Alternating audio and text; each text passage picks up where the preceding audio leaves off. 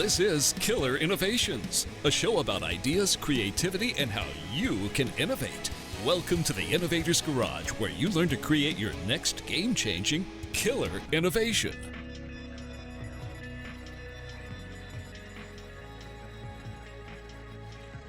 Well, welcome to Killer Innovations. I'm your host, Phil McKinney. We are here in the studio in Colorado. Been coming off the road from a little bit of travel, but we're back here and catching up and getting some more shows produced. We'll be also getting ready for the Consumer Electronics Show. So as I've said in the last couple shows, if you find yourself in Las Vegas for CES this year, look us up. We will have the mobile studio there.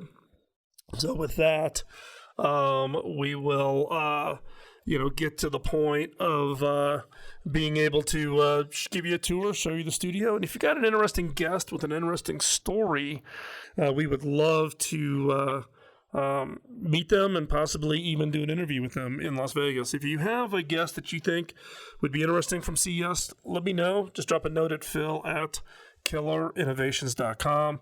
And I'll hand that off to Andrew, who's the associate producer here, who produces and schedules all of our guests. And today we do have a guest that's joining us all the way from New Jersey, albeit via Denmark. I'll throw that in, is Jarl Jensen. Jarl is the author of Optimizing America, and we got the pitch for him to be on the show, and it was it's an interesting kind of thought process behind innovation and creativity and the role and impact of all of that with regards to the economy and economic expansion and all of those types of things. So first off, Jarl, thanks for coming and joining us here at Killer Innovations. Thanks for having me. I'm excited to be here. So give us a little bit of background on yourself. I'm not sure many of the listeners maybe aren't following you or don't understand your history in that. So give us just a quick little a snippet of your background. Well, this is the right show for me. I'm an innovator at heart. I'm an ideas guy. My father was an inventor. Growing up, we played something we called the invention game. He would find an object and we would come up with ideas for how to use it. So I really grew up with this notion that ideas and innovation was the key to my future and success. I wrote my first patent, or I was a co-owner of a patent with my father at the age of 16. I think actually it was 18. Or 19.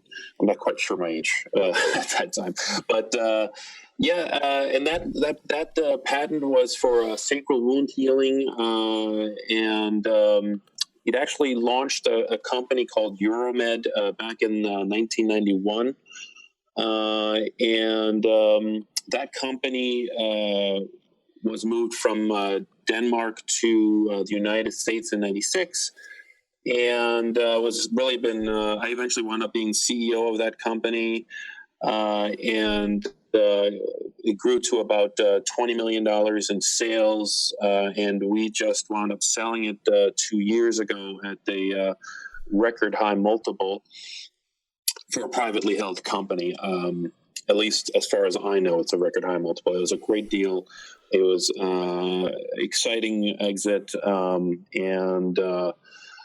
but I have many other patents associated with that company. Today, I work basically exclusively with ideas. I have several other patents, and I'm working on 2 startups right now. One in an advanced burn care product, and another one in some advanced orthodontics products. Basically, a medical device. In the medical device field, but along the way, in studying the art of innovation, where ideas come from, I noticed this glaring place in our society where there is zero innovation. And frankly, when you dig deep enough, it gets a little scary why we're not innovating there. And that's the economy. Yeah, and that's interesting, right? Because we actually think of the economy as really being the byproduct of innovation. right? It's whatever. The economy is it's supposed to be the exchange of work and services between people. In today's world, though, when you follow the money flows, and understanding that money is the medium of exchange, that you and me, we can't exchange a service if there isn't money between us. I mean, we can barter, but that's really unusual in today's world. So without money between us, there is no medium of exchange. And in today's society, if you follow the money, you realize that all money comes from debt, that money is only printed when somebody signs a mortgage or takes out a loan. So money is printed to service the loans that commercial banks offer the citizens of the country. So the economy has been changing over the last 100 years to a point where it has a very narrow definition and source for where and how it works. So you talk about, again, I mean, when I think about the economy, right, it is that exchange. But what generates, for instance, economic growth is where, if I've done some great new innovation, what is it that is going to drive that economic expansion, right? Well, we have to look at the type of innovation. If you have a blue sky sort of new market innovation, yeah, certainly that can grow the economy with a new service that's never existed before. But most innovation, let's take the autonomous driving vehicle and truck. The car isn't new. The truck delivery service isn't new. The only thing that's new is that there's no taxi driver and there's no truck. There's no people involved with the service or the delivery. And so the innovation is more contractionary than it is expansionary. Yeah, well, and you also get into the issue of destruction. All right, if you look at the Ubers or Airbnb and what they've done to the industries that they've attacked. Sure. For instance, the destruction of value of taxi medallions in the city of New York, which used to go for high six figures. Now you can get it for, low five figures for that same medallion in a relatively short period of time. So you also see innovations that you could argue also play a role in economic destruction. But that's not any different than hasn't been happening for the last 100 years, right? No, it isn't different. The difference is, I think at this point, is that it used to be that the economy had so much ground to cover, so many blue skies, blue oceans, new territories to expand into, new products and services to provide, that any destruction, any contractionary effects of new technologies were overwhelmed by the new services and new products coming online. The issue just is that most of the new technologies and advancements are more contractionary than they are expansionary. And so, you're talking about a huge economic system with many products and many services. And so it's a gradual process. It's not, the one day nobody has a job. It's a slow process. And as you can tell from the rate of economic expansion, the point of which the economy is no longer expanding and starting to contract is coming closer and closer. The day when the fewer jobs are created than are being taken away, that day is coming. It might still be 20 or 30 years away, but it's coming. And we are feeling the pressure of it, right? We're feeling that getting a higher paycheck is hard. There's many people working on a minimum wage. They don't have health care. They're struggling. I mean, what is it? 70% of Americans have less than $1,000 in savings, and I think 60% have less than $400 in savings. I mean, these people, for me, if I had only had $1,000 in bank, I would be in sheer panic. And we were talking about 70% of the country. So this is a slow process. It's I kind of an analogy would be either the frog in boiling water that doesn't realize the water is boiling, or the elephant with the thin rope, the adult elephant with the thin rope holding it tied down to the ground because it believes it can't get away from this thin rope because it had that rope on when it was a child. I feel like as a society, as humanity, this is how the economy has evolved. We're just so used to it that we don't see what's the effects of it. So we're going to take a quick break. When we come back from this commercial break, we're continuing on our discussion with Jarl Jensen, talking about optimizing America. Don't go anywhere, and we'll be right back after this quick and short commercial break.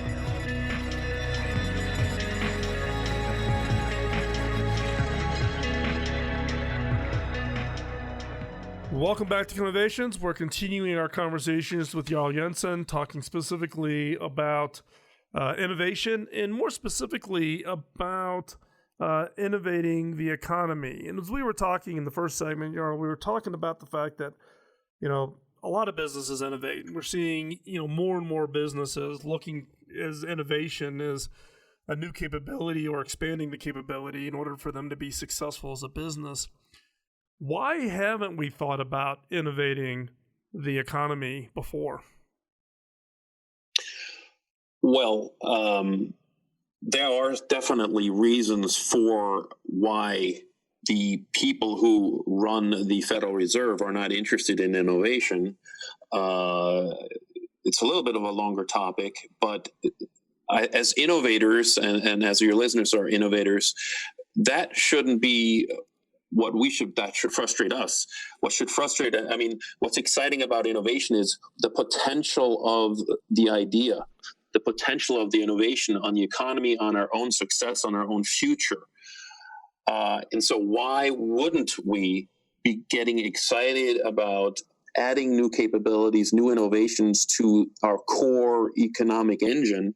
Why wouldn't we be getting excited? Why wouldn't they be doing anything about that? Well, I hate to say this, but our economy has been privatized by commercial banks. Commercial banks bought the rights to printing money in the Federal Reserve Act of 1913. That basically, essentially, that's why it says a Federal Reserve note on every single dollar bill, $5 bill, and so on. What that means is that the private corporation, that is the Federal Reserve, that is owned by commercial banks, they own the rights to money.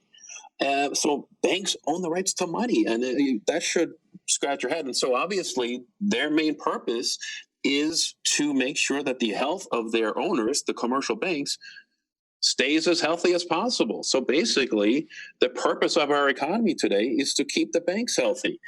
And so if you took a bunch of innovators from any other industry and put them in charge of currency and our money, very quickly you come up with some very different ideas of how to run the economy and how to use money for the benefit of everyone instead of just the commercial banks. It is simple. It is that simple.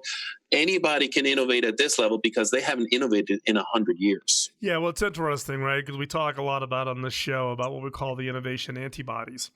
So if you're the change agent inside of a large organization that's been around for a large number of years, right? I was the CTO at Hewlett Packard. And you would think HP, Silicon Valley, Bill Hewlett and David Packard, Silicon Valley, it's got to be highly innovative. No. When you're $120 billion and 240,000 employees, the whole purpose of public corporations is what? To serve the shareholders, right? So in the case of the Federal Reserve, the equivalent of the shareholders, what you're saying is the commercial banks. It's not any different than large public companies. And then you get caught in the quarterly trap. I got to make my revenue number for the quarter. I've got to give a return or the shareholders aren't happy. And therefore you take the whole process of what is it I really need to do to transform to serve a broader purpose than just simply the shareholders. But in effect, the Securities and Exchange rules tell public companies that your one and only sole purpose is the shareholder. You can't consider anything else in your prioritization setting, except now you have B corporations where you can do social good, but you declare that. So I'm trying to do this comparison of what, a public company, if you're a chief innovation officer at Procter & Gamble or Kroger, or, I'm listing off people that I know listen to the show, or me at HP. You're the change agent trying to innovate, and you're running headlong right into the buzzsaw of the innovation antibodies. And Right. It sounds like the economy is just like that. Oh, yeah, but the price, this is the sort of the ultimate problem, because the economy controls everything, right? Think about it. If all money stems from loans, that means all work is created because of some loan was made. And basically, and you get into this idea that, well, only wealthy people can borrow money because only they have the assets that they can borrow the money against. And so the only work is created for the purpose of serving wealthy people. So you have a very limited area of where you can serve in order to earn money. So the whole economy is so constrained and defined by wealth, which is obviously the case here in America. So all the opportunities are being sucked out of the economy because we can only serve such few masters, the wealthy billionaires who are borrowing the majority of the money that can be created and printed. Well, what would you say if someone were to talk, though, about entrepreneurs, right? So even entrepreneurs who don't come from money. And if you look at the total mix of the total number of jobs that come from, quote, small businesses being, under 50 employees, is the lion's share of the employment base in the United States. The employee base is not from large corporations. It's from small business and small business people who typically have, 3 or fewer locations in their total mix. So, do you think that still applies? That it's only for the wealthy? No, but all these entrepreneurs, you might not call them wealthy, but all of them definitely took out a loan, probably a credit card loan. They have they're definitely borrowing money to make these things happen. So might be our definition of what wealthy is, but the bottom line is that 1% or 0.1% of the country has the majority of the wealth, and therefore they have the ability to borrow money. And so therefore they are the source of the money that's trickling out from these loans into the economy. Absolutely, they're not the source of job creation because they rarely have new things that they want done, right? The innovation is coming from the people who are desperately seeking to get a financial foothold and become wealthy themselves. That's where the innovation is, because that's where the desperation is.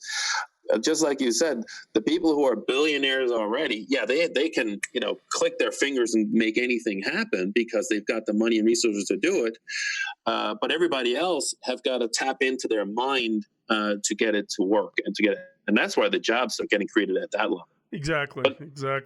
And you were talking about the fact of taking credit cards, and fans of the show know this story. I did 13 startups before I got my first IPO. So it's right. And the amount of credit card debt my wife and I ran up to fund those 13 startups would be is eye popping. Albeit it's completely paid off. I'm out from underneath that. But I know a lot of entrepreneurs who beg, borrow, steal, friends and family, angel investors who, get bought into the idea and go from there. So we're going to take another quick commercial break. When we come back, we're going to continue our conversation with Jarl Jensen talking about optimizing America. Don't go anywhere. We'll be right back.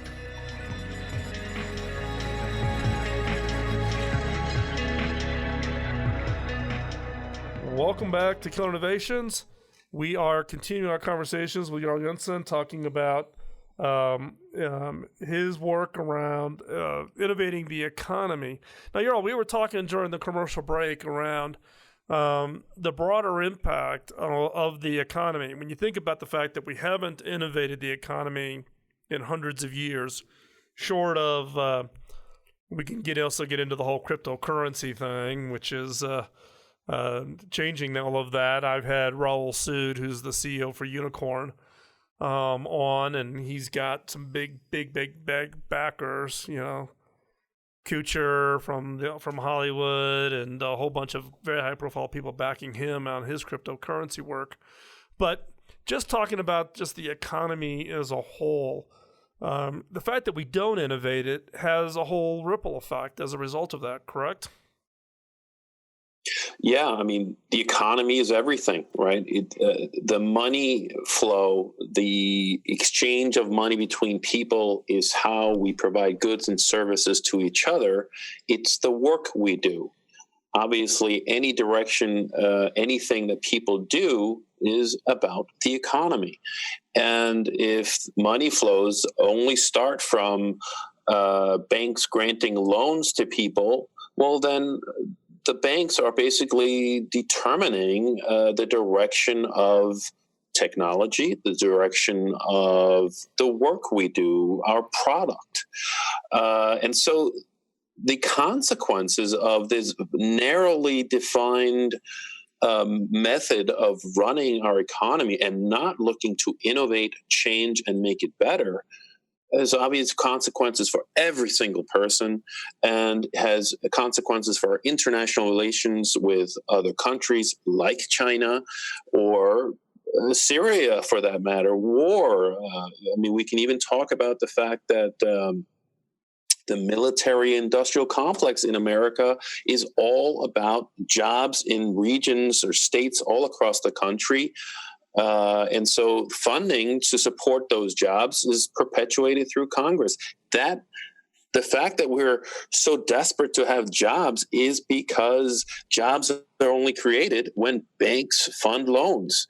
Once we start getting into this, we realize, okay, this has got to stop because this is ridiculous. Just a tiny bit of imagination inside the Federal Reserve turns the whole system on its head and makes everybody's lives much better. It doesn't mean, Venezuelan hyperinflation. It does mean we can put people first instead of banks first. There are, if you understand engineering concepts, for example, if you control the inputs into a system, you can control the outputs into the system. Our economy should be working the same way. We should have no more financial collapses and devastating recessions, because if we control the proper inputs into our economy, we will control the outputs of our economy and control our future as well. Doesn't that sound a lot better than not knowing if we're going to have a financial collapse tomorrow, next week, or predicting it from a year from now? Sounds crazy to me. Yeah, but if I play devil's advocate, though, I mean, it's one of those systems where, it's worked pretty well. I mean, we do go through the collapses and those types of things, but it has been one of the more stable economies around the world.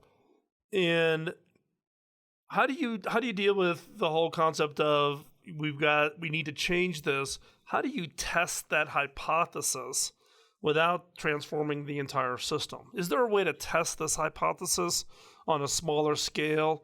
Because it's the old innovation antibody problem. Like, well, I'm the expert, or that will never work, or Venezuela tried it and look what it did. Look what happened to them. Whatever. Well, the closest country to trying it is actually Switzerland. Mm-hmm. They had a vote to take the bankers out of the Federal Reserve, but the media, the marketing behind that campaign was highly funded by the bank. So it was not a successful vote. But that was actually the first time any country has voted to take the banks out of their central bank. Mm-hmm. That was in Switzerland. So the debate is starting to happen. Should banks be in charge of our currency? Should banks own our currency?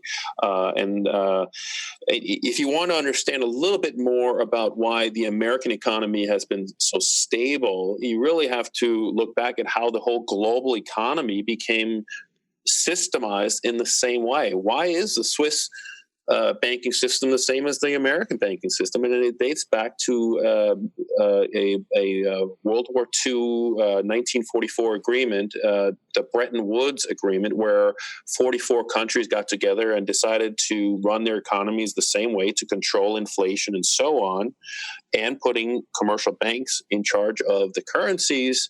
But the thing that was so amazing for America and really created how the power of America is that the American dollar became the reserve currency of all these other 44 nations, and to this day, 60% of global currency reserves is the U.S. dollar. It's an alternative to having gold as a reserve.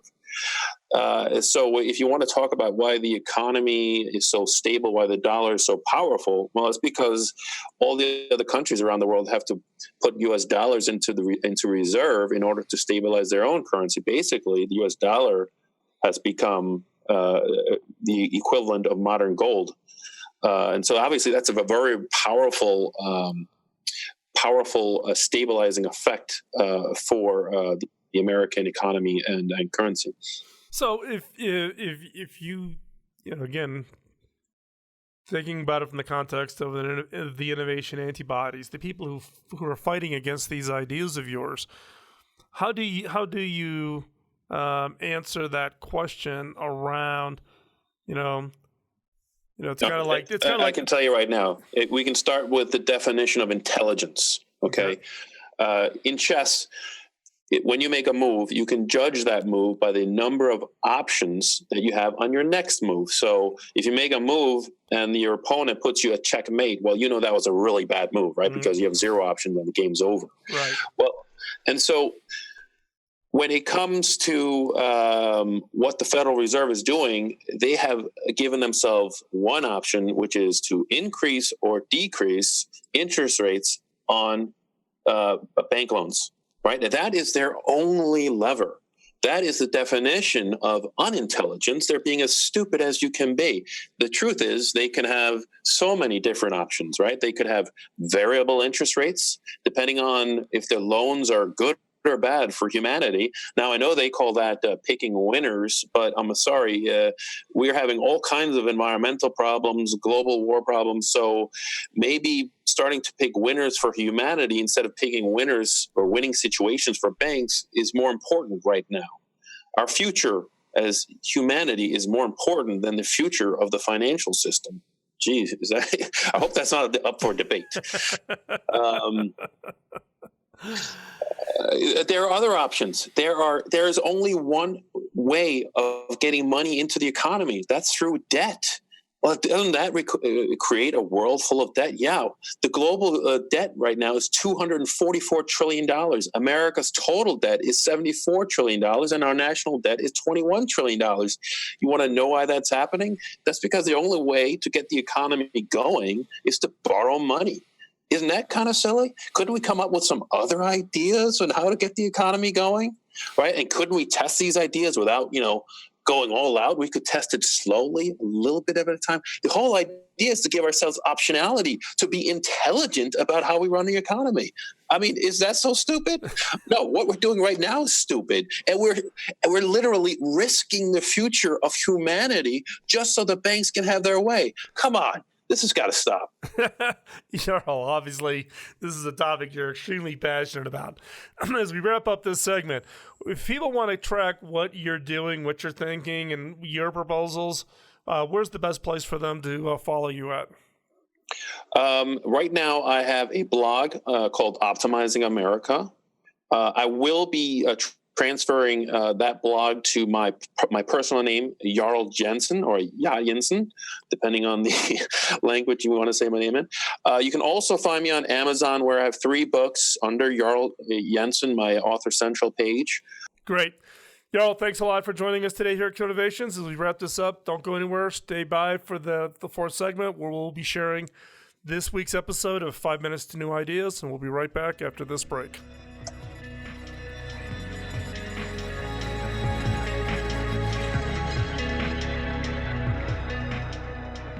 Back in the early days of this show, I would share what I called a killer question in each episode.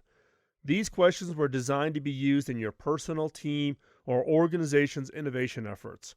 Now, based on feedback from listeners just like you, we've decided to bring it back with some improvements. Each episode of the Killer Innovations has a segment that I'm now calling 5 Minutes to New Ideas. It's designed for the creative mind looking for that next great idea. Each episode will challenge you to think differently about yourself, your business, and your products and services by asking unique, funny, and sometimes crazy questions. These questions are designed to force you to look beyond the obvious and to uncover ideas and opportunities you never before considered. So, get out your notebook and be ready to uncover that game-changing idea. Here is 5 Minutes to New Ideas.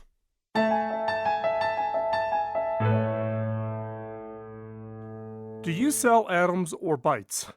Do you think that your answer could change over the next 5 years? Think about Amazon and the Kindle. Jeff Bezos asked, "What is my role going to be if the nature of books changes?" He realized that to stay relevant and necessary, his company needed to retain control over something tangible and physical. There could have been other options. Amazon could have bet that the entire reading experience would fully transition to audio.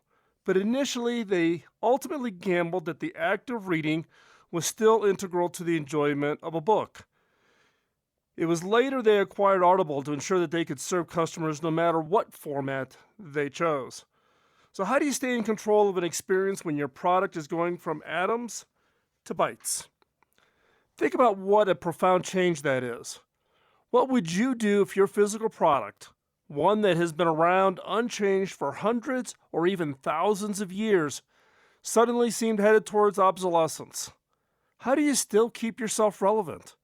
An essential part of the transition or the experience, especially if, like Amazon, you are primarily functioning as the middleman between the product and the customer. How do you keep that link alive? For Amazon, that link is providing the medium that brings the printed word to the reader. First, that medium was books, and now for many, it's the Kindle. Amazon has been smart to keep physical ownership over the process of reading. Even though a reader may have transferred allegiances to digital media, Amazon is still controlling access to the thing in a reader's hand. Now granted, there are plenty of competitors springing up, all with their own pros and cons, but none has both the sheer heft of Amazon's catalog and the huge advantage of having arrived so early in the market. A Kindle, like the Hoover vacuum cleaner before it, became both a specific name of the product and a catch-all term for its category. That is a great place to be. It will be interesting to see how far Amazon pushes the possibilities of the Kindle and how its relationships with publishers and authors will develop. Publishers are no longer in the business of selling paper, yet most still act as though they are. From my own experience of releasing my book through a big-name publisher, I found myself caught just at the flip from the print to digital was happening, and it was quite evident that they were caught off guard. For instance, the publishing industry is still figuring out exactly how to handle pricing on ebooks, and especially how ebooks pricing can and should be aligned with the traditional book pricing in a way that makes sense to the consumer. Customers are not happy to pay more for a Kindle edition than a hardcover edition of the same book. And with the growing number of people listening to audio releases of books, the consumer confusion on pricing is becoming an even bigger issue. So why is it that some books are more expensive as digital than as hardcovers? It just doesn't make sense to consumers, and it's a downright dangerous situation for all concerned if book piracy takes off in the same way that music piracy did years ago. You don't want to antagonize your customers to make them feel like fools for buying what you are selling. Offering a digital download for more than a hardcover does just that. Well, maybe it's too late. My book, which came out in 2012, is illegally available for free on more than 110 sites around the world and in more languages than I even translated the book into. Do not get caught by surprise from a competitor that you don't even see coming that's going to disrupt your industry. Never stop asking yourself, how could my product change in 5 years or 10 years? Pick the time frame, but ask yourself, how could my product change in 5 years? Now look deep into the change dynamics that could give you a weak signal that change is happening. How? By asking yourself, what societal, economic, and demographic changes will affect your customers over the next 5 years? Societal, what's the change in perceptions, etc.? Economic growth, markets up and down, or demographic. So what societal, economic, and demographic changes will affect your customers over the next 5 years? Are you missing weak signals about the future of your industry because you feel like the seismic shifts will not affect you? Do not stick your head in the sand. Seismic shifts affect everybody. Change is inevitable. How do you respond is what separates the winners from the losers. So the question is, which are you? I'm Phil McKinney, and thanks for listening.